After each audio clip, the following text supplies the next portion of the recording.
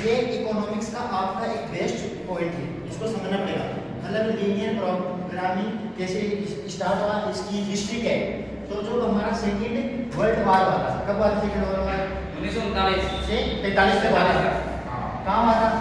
America के अंदर हुआ था। इससे मतलब शुरुआत कैसे हुई? जब सेकेंड वर्ल्ड वार हुआ, उसका जो अस्तित्व में आया सेकेंड वर्ल्ड वार, मतलब जब शुरुआत हुई ना, उस टाइम पर लीनियर प्रोग्रामिंग की खोज की गई। उस टाइम पर ये पता लगाया गया कि कितने तो सैनिकों की डेथ हुई और कितनी सैनिकों की डेथ हो सकती है, उनके लिए रसद सामग्री मतलब खाने की सामग्री कहाँ से आएगी, उसको ध्यान दिया गया, मेन चीज है ना। दूसरी चीज होती है इसके अंदर शुरुआत हुई तो 5 साइंटिस्टों ने इसके बारे में बताया था उस टाइम पर।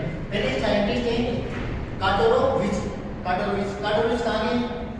रूस के गणितज्ञ थे, मैथमेटिक्स के। और दूसरे थे हिचकुक कहाँ के थे? यूएसए के थे। और अर्थशास्त्र थे, ये मैथमेटिक्स थे, ये अर्थशास्त्र थे। इन्होंने पहले लीनियर प्रोग्रामिंग के बारे में बताया। इन्होंने ही एक्सप्लेन किया था कि लीनियर प्रोग्रामिंग से हम ये पता लगा सकते हैं कि कितने साइंटिस्ट मतलब ये पता लगा सकते हैं कि कितनी सामग्री की आवश्यकता होगी, कितनी सटीकता होगी कि हमें लाभ में लेके वो चीज। तीसरी थी जॉर्ज बी डांटजिंग।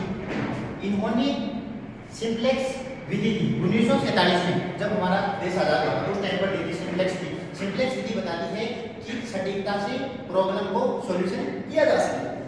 फिर आते हैं हमारे दो साइंटिस्ट, काटोरोविच जो यहाँ पर आए थे, अलग साइंटिस्ट है, दूसरा नाम है, और दूसरा है कुकमैन को 1945 में नोबेल पुरस्कार मिला अर्थशास्त्र के क्षेत्र में। हमें जो नोबेल पुरस्कार मिलता है 6 सेक्टर में मिलता है, तो उनमें से अर्थशास्त्र के सेक्टर है। बस मेन चीज यही है।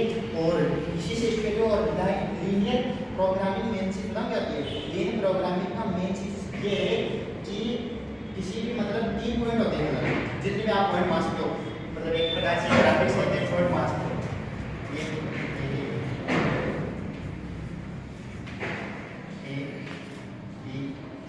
मतलब किस पॉइंट पर सटीकता पर, मतलब इस पर यदि कोई 100 क्विंटल उत्पादन हो रहा है, इस पर भी 100 क्विंटल उत्पादन हो रहा है, और इस पर भी 100 क्विंटल उत्पादन हो रहा है, फिर इसमें यदि कॉस्ट लग रही है 6000 रुपये, इसमें लग रही है 4000 रुपये, और इसमें लग रही है 3000 रुपये, तो मतलब इसमें जो बेस्ट कॉस्ट कौन सा है? 3000 वाला।